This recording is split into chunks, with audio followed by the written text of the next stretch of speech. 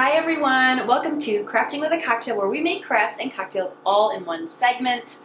Today is extremely fun and special because it is a Marvel DIY collab with my friend Liz at The Official Craft Nerd. I'll tell you more about her channel in a minute, but I'm super pumped because I'm a huge Marvel fan and can't wait to show you what I made, as well as our Marvel inspired cocktail. So let's jump right into our DIYs.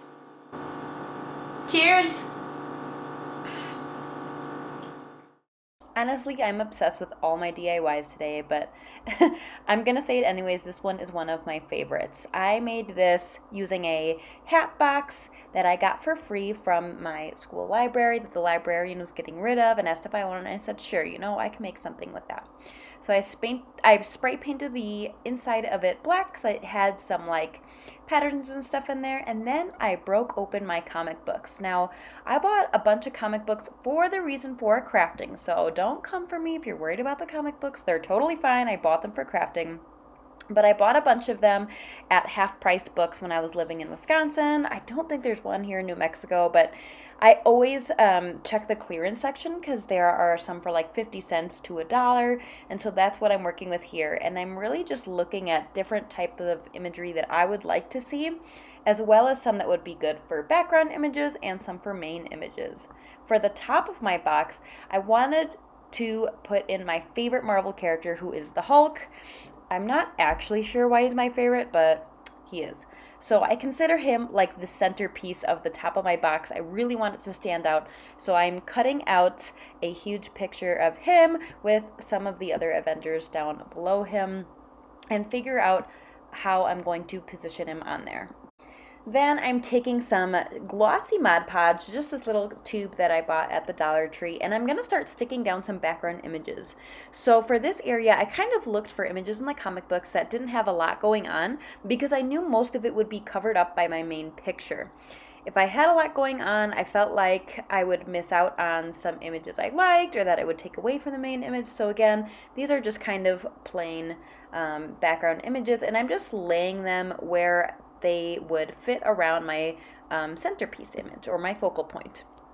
I am putting down Mod Podge underneath where the image needs to go, laying it flat, and then I might rub on it a little bit on the top, but I will definitely do one solid coat of Mod Podge at the very end of the entire top of my box.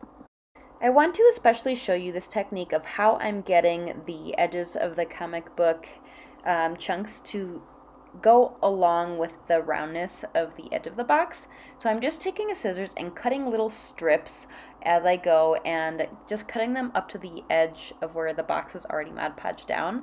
Then I'm going to take some Mod Podge, put it on the rim of the box, and just one by one fold those little strips down. And I might just use a little bit in between. I'm not sure if I do it quite yet. Eventually I get a little smart and do it, but I might, because they kind of overlap each other slightly, I might add a little Mod Podge in between each one as well, which is probably what I'm fixing here. But when you do that strip technique of cutting them into strips and just folding them over onto the lip of the box, they will then accommodate to that cylindrical or round shape, and that way you should end up with less like wrinkles and misshapen areas.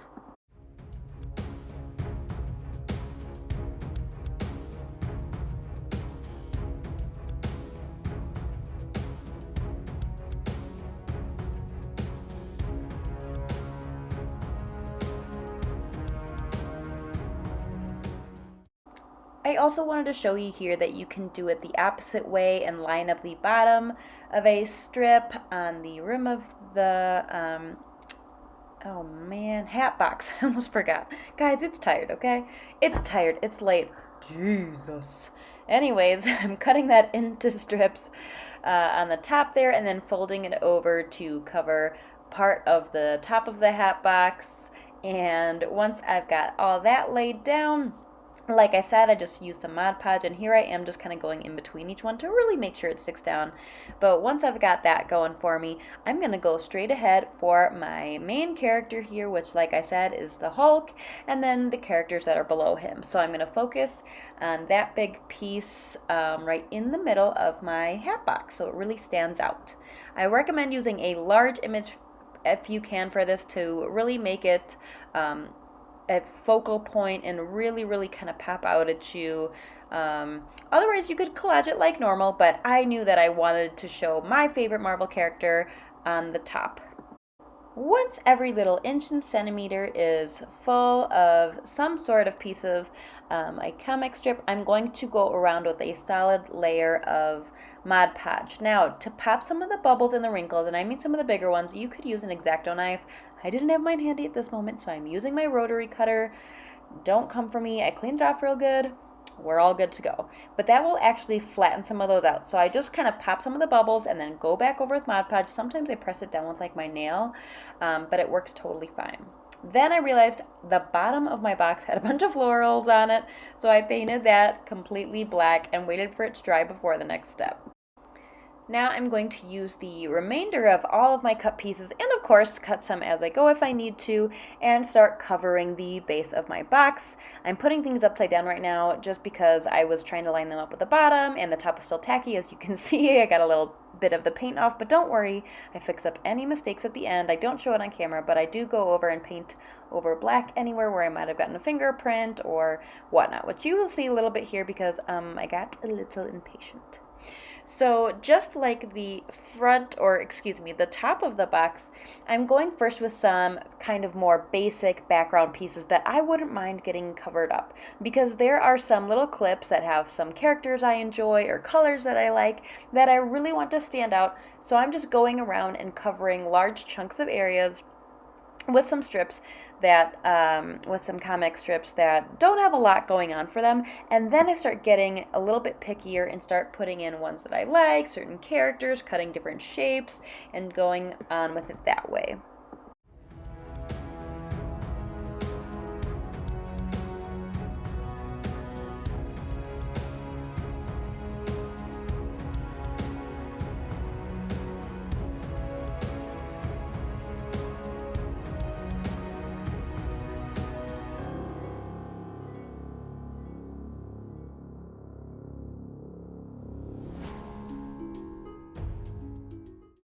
When that's all done, I'm going to use the same method as I did with the top of the box, and I'm going to put a nice coat of Mod Podge, and as I go, I did find my X-Acto knife, and I'm popping any little bubbles or wrinkles along the way and smoothing them out the best I can.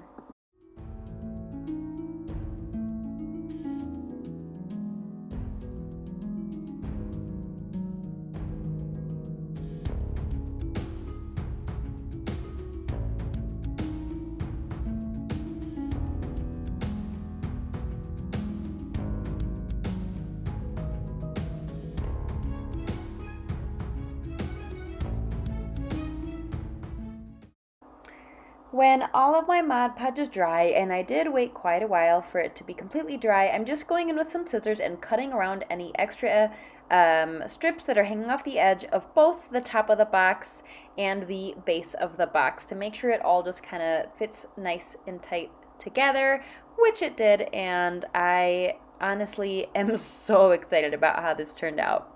Let me know down below if you guys liked this one and who your favorite Marvel character is.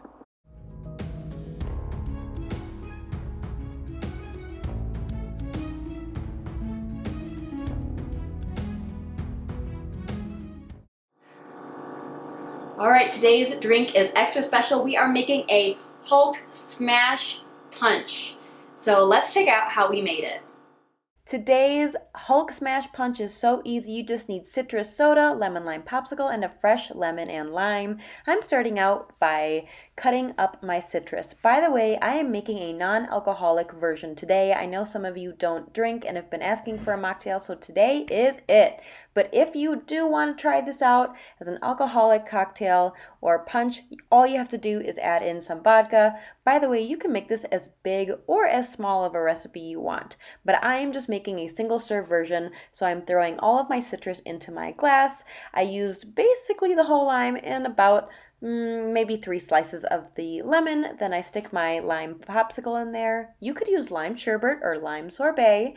This is just what I was able to find, and I'm topping it off with some Sprite, and that's it. This is actually really delicious, and those fresh lime slices actually make such a difference so that it doesn't get overly sweet. Let me know if you tried this one out. I know I already said it once, but this one I really do think is my favorite. We are making the gauntlet from the Avengers movies, or Thanos' gauntlet, which I don't know why this came to me, but I was like, oh my gosh, I wanted to use gold leaf and this was perfect for it. I'm taking a little sign that I got around Easter time from the Dollar Tree and sanding off the glitter on the Happy Easter sign because it made it three-dimensional and I didn't want that to show through. So I'm sanding it to the best of my ability with my Dollar Tree sanding block, shaking it off, and then I'm coming in with my Ladybug vacuum, which I will leave linked for you down below in case you're interested, to pick up all the dust. I seriously love this thing. It's a lifesaver. To make up for those raised letters, because it was really giving me a hard time, I'm going to go on with a nice thick coat of some white acrylic paint. Then, when that's dry, I'm sanding it again. I don't show it on camera because this video is long enough, Lord knows. So I put on that thick coat, let it dry, sand off the letters again, and that actually made a huge difference. And then I go in with a second coat of white acrylic paint again after that. I was getting a little bit impatient as I was trying to start drawing, and it was not dry yet. So I'm using my handy dandy heat gun here that I got from Amazon, which I will also leave a link for you below in case you're interested in getting one yourself. So something this specific is nothing I've ever drawn before. I am looking at a picture of the gauntlet on my laptop, which you can't see on camera here.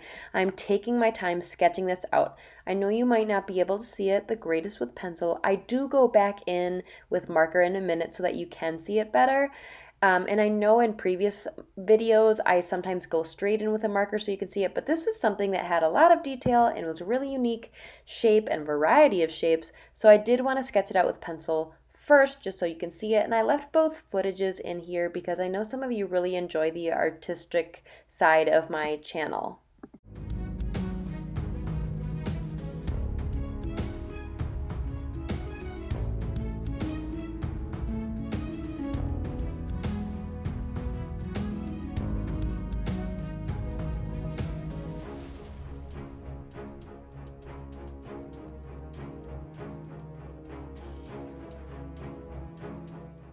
If you're not confident in your art skills, I always say you can print it out and trace it that way or use some tracing paper, whatever works best for you. I know that this is something I practice and I don't want it to come off as intimidating. I just enjoy that the hand-drawn items really bring a unique touch to everything I make. And I just want to add in as well that you can add as much or as little detail into this as you want. I did not put every single detail of the gauntlet in there because there was a lot. So make it as simple or as complicated as you liked. Then I'm going in with some black paint to cover the background.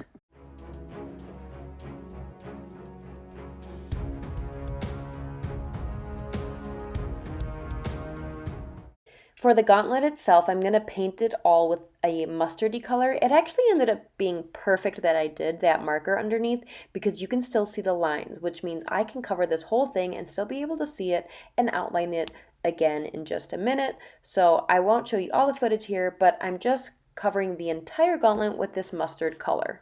Then I mixed a slightly darker color using some burgundy, a splash of black, and that mustard color just to get some of the details to really pop. And my thought was that when I add the gold leaf, this will kind of bring it back, and you can tell it's kind of like the crevices or the darker areas of the gauntlet. It doesn't work out as perfectly as I had hoped, but I still think it makes a big difference. So that's what I'm working on here. And after that, all I'm going to do is take my black paint and paint all of those outer edges of my sign. Here comes the fun, messy, complicated part.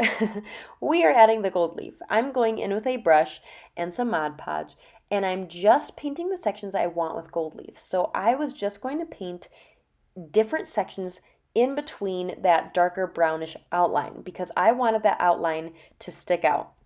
Now, like I said, it doesn't turn out perfectly, but you'll see how I fix that in just a minute. In the meantime, I'm just taking some gold leaf. I got this in a 100 pack from AliExpress. If you're interested, I'll leave it down below. It was only a couple bucks. And I'm just covering the entire thing with the gold leaf except for where my infinity stones are going to go, and again on any of those brownish outlines.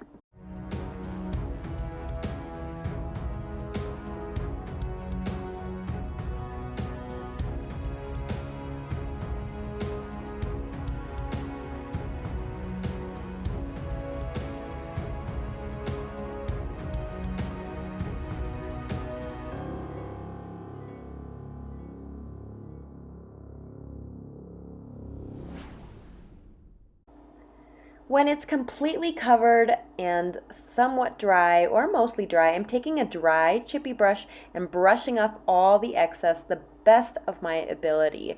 Now, I am trying to push it a little bit harder on areas where I know it's not supposed to be. So outer edges, some of those lines, whatever you gotta do.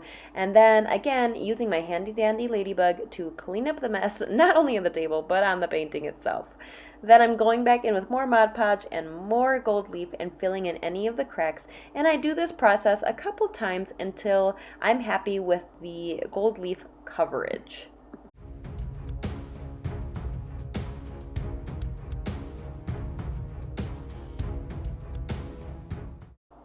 Okay, so once all that was pretty much dry, I'm taking the back of one of my paintbrushes that happens to be at this angle and it's made of plastic. I'm not sure what other tool you could use, but just get creative with it. I wouldn't recommend an X-Acto knife because I don't want to scrape off any of the paint, but I am just taking this and kind of scraping off where any of those outlines were that I wanted to really add in some of that detail, and using a smaller chippy brush to then brush it off and make those areas really come through. Then I'm grabbing some gems that I got from Walmart. They come in a rainbow pack and I'm lining them up according to what the picture had for each one of the infinity stones. I'm so glad I happened to have this because it was the perfect extra detail to really make this an exceptional piece. I honestly think this was the perfect touch. Super pumped about that.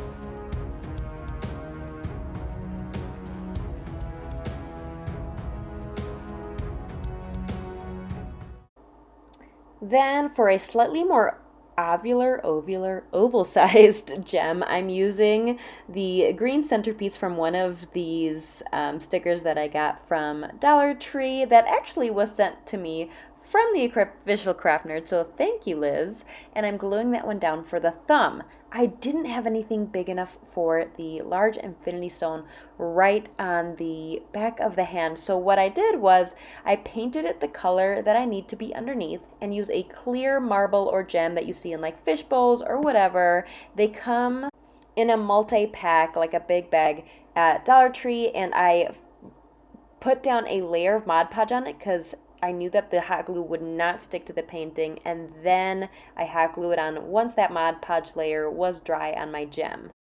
I'm genuinely obsessed with how this piece turned out. Let me know what you guys think in the comments down below. I love the gold leaf. Such a good touch.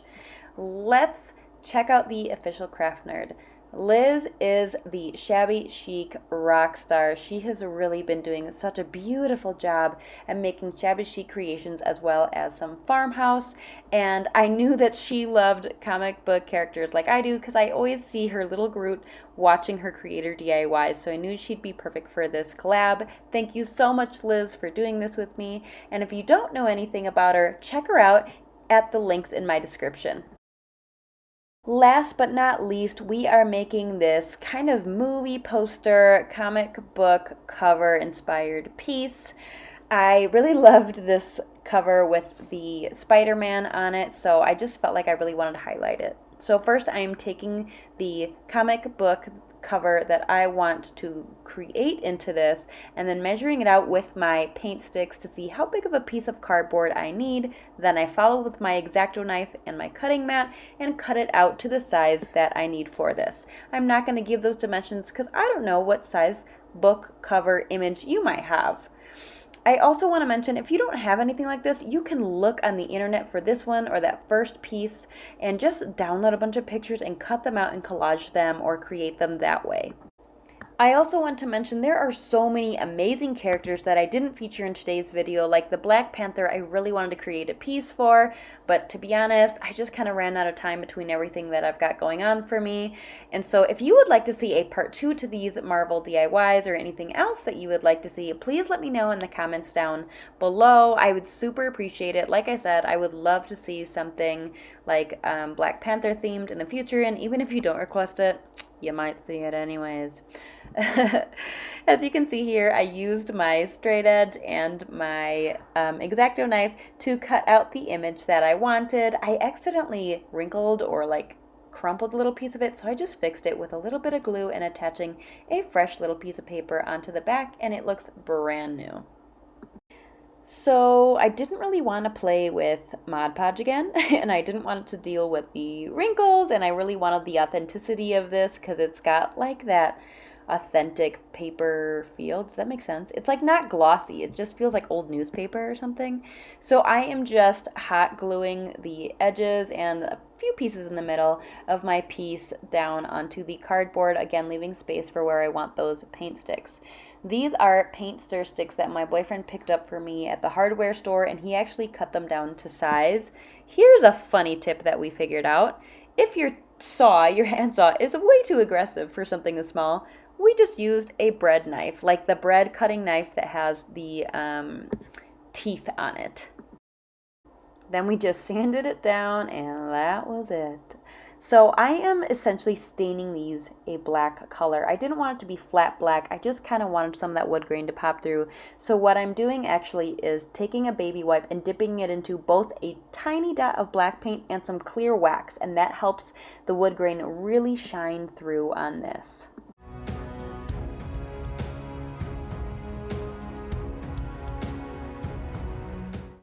Once completely dry, you guessed it, we are just going to hot glue those onto our cardboard up top and at the bottom, just centering them. I liked the paint sticks kind of hanging off a bit, so that's the look I went for. But of course, if you wanted them to fit to size, you could totally cut them that way. You could also cut them so that they could fit around like a frame, however you like. But this really gave me almost like movie poster vibes, and I really like how it turned out. Now I'm just taking some jute cord, hot gluing it to the back, and that's it. This one was so quick and easy compared to the other ones, although I will say they were a labor of love. I'm obsessed with how they turned out, and I think it was totally worth it.